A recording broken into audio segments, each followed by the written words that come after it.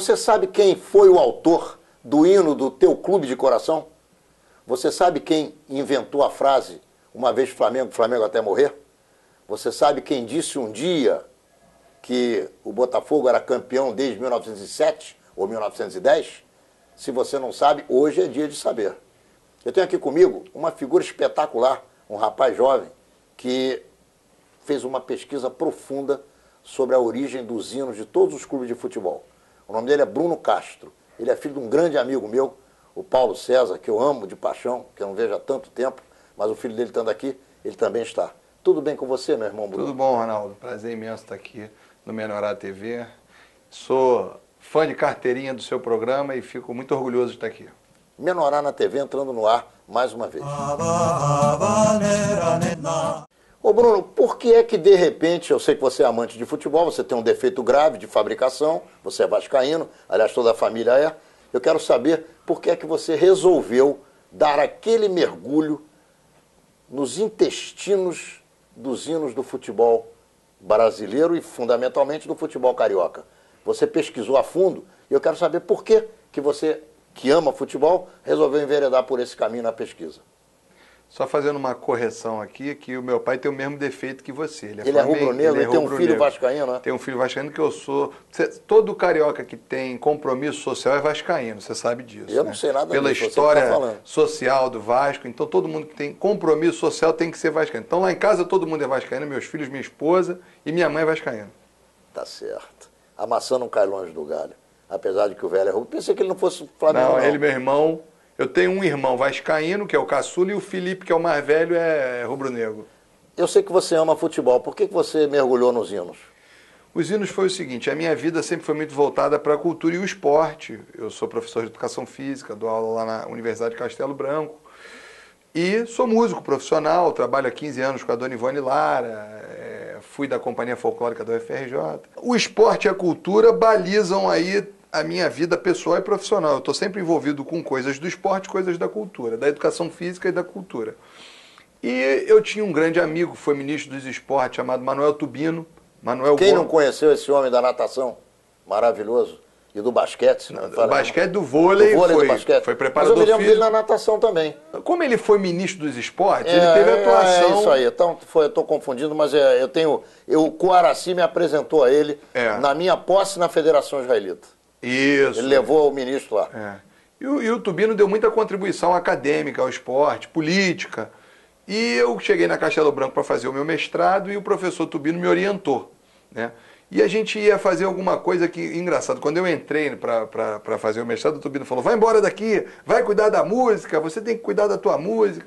Falei, não, professor Tubino, eu preciso cumprir essa etapa, fazer o meu mestrado. E ele falou para mim, Bruno, a gente tem que encontrar aí alguma coisa que envolva a tua paixão. Porque pesquisa sem paixão, para mim, não existe.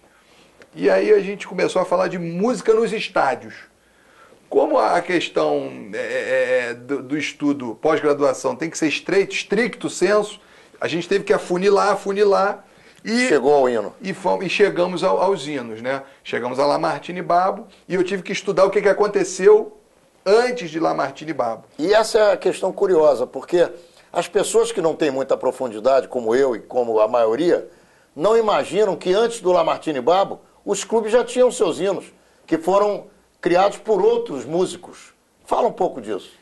Existem os hinos oficiais anteriores a Lamartine Babo. As pessoas pouco sabem disso, né? Mas teve um divisor de águas aí nessa pesquisa que foi o seguinte. Um dia o Tubino me falou, Bruno, você tem que ir em São Paulo no Museu do Futebol. Né? Pacaembu fantástico. Pacaembu, que é um passeio belíssimo, um museu muito organizado. Quem ama futebol não pode deixar de verificar. Não pode deixar de ir, porque é um passeio belíssimo, muito bem organizado e tem tudo de futebol lá. E ele falou, lá no final do museu, ele ficou muito impressionado com o espaço que você entra no museu, que tem o cheiro da torcida, eles soltam aquele barulho e aquele cheiro de arquibancada, é tudo muito bem esquematizado, para deixar o visitante naquela atmosfera de estádio. E ele falou, você tem que procurar os fichários gigantes e lá você vai ter todas as características dos clubes e a divisão. Foi aí que pintou a tal da divisão. Hino oficial e hino popular. Porque a gente pergunta, Bolex, qual o hino oficial do seu clube? Aí você vai cantar, uma vez Flamengo, e não é. Claro. Esse é o hino popular. E lá começou-se a classificar isso. Aí você tinha lá, por exemplo, fichário do Flamengo, hino oficial. Flamengo, Flamengo, tua glória é lutar. Hino popular, uma vez, Flamengo. Flamengo, Flamengo, tua glória é lutar. Flamengo, Flamengo, campeão de terra e mar, de terra e mar. Saudemos todos com muito ardor o pavilhão do nosso amor. Preto encarnado, idolatrado, dos 1000 campeões do vencedor. Flamengo, Flamengo, tua glória é lutar. Flamengo, Flamengo, campeão de terra e mar. E assim foi no Botafogo, no Fluminense, no Vasco e no América, que foram os clubes que a gente fechou a pesquisa, né? Incluímos o América entre os grandes por causa do Lamartine Babo, porque é o segundo time de todo mundo, porque é um time que todo mundo gosta, e o Lamartine era aficionado pelo América. Com alguns pequenos problemas que tinham lá no Museu do Futebol. Por exemplo, o Botafogo de Futebol e Regatas, que já foi Clube de Regatas Botafogo e que já foi Botafogo Futebol Clube e se uniu e fundou o Botafogo de Futebol e Regatas, só tinha um hino. Só tinha o hino do Botafogo Futebol Clube. Que era oficial. Que era oficial, mas só que ainda tinha o hino do Clube de Regatas Botafogo. Que também era oficial. Eram os 2 hinos oficiais de um de cada clube. Esse faltava lá. Outro exemplo de uma coisa que estava faltando lá, apesar de ser o local com a informação mais contemporânea. Faltava um hino oficial do Fluminense, que estava registrado lá no Fluminense. E assim foi. O único clube que estava tinindo tudo certinho era o Vasco. Primeiro hino oficial, segundo hino oficial e hino popular. A minha pesquisa revelou que o Flamengo tem um hino oficial e um hino popular. Fluminense, Botafogo, Vasco e América têm 2 hinos oficiais e um hino popular, que estão todos de Lamartine Babo. Quais são as diferenças que você, na tua pesquisa e com a tua capacidade de compreensão musical, encontrou com relação aos hinos feitos pelo Lamartine e aos anteriores feitos por outras pessoas? Na dimensão da melodia, os hinos do início do século passado eram marciais. Explica isso para o público entender direitinho. Eram hinos de guerra, hinos tipo hinos de exército, hinos como se fossem hinos nacionais, é isso? Exatamente, você tocou no ponto-chave. Eram hinos como se fosse o hino do Brasil, de um o país. Hino da bandeira, hinos que têm origem na música militar. Aliás, a música militar deu grande contribuição para a música popular, né? Porque os militares sempre deram valor à questão musical. Então isso foi passando de marcha marcial para marcha popular. E quem, naquela época, tinha um espírito mais moderno e queria imprimir uma característica mais moderna para o seu hino, puxava para a música norte-americana que estava chegando na cidade. O fox, o ragtime. Então o maestro lá que queria dar uma característica mais moderna, ele fazia um ragtime. Como fez o Teófilo de Magalhães no Clube de Regatas Botafogo, fez um ragtime.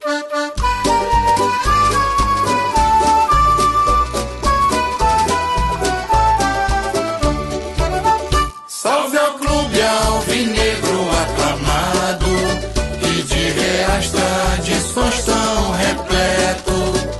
O teu hino por nós sendo entoado, por teu nome traduz nosso afeto. Como fez Freire Júnior no hino do América e assim por diante. Mas aí eu fiz uma caracterização que eu separei o bloco dos marciais.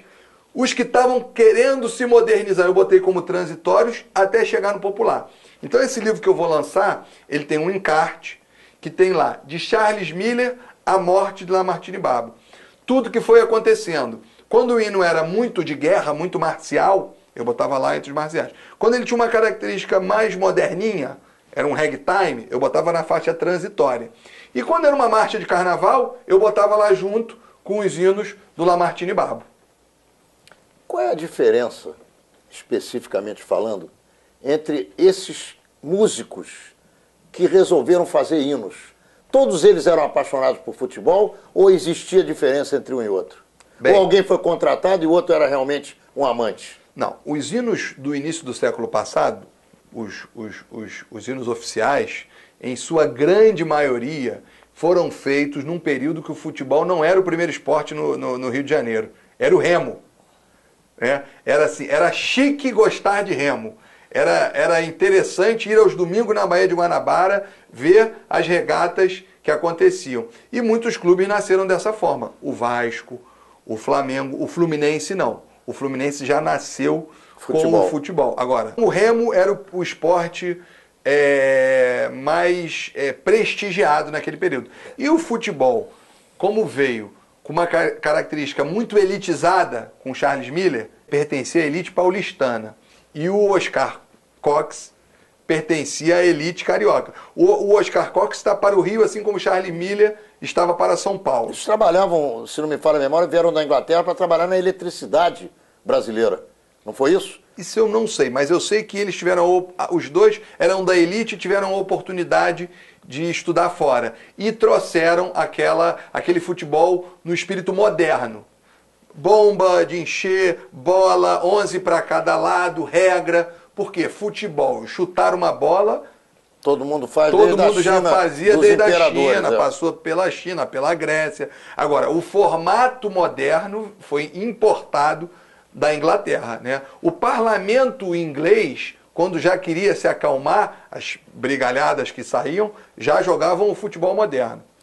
Estamos encerrando o primeiro bloco de Menorá na TV com Bruno Castro. Já voltamos com o segundo bloco e muito papo sobre hino dos times de futebol.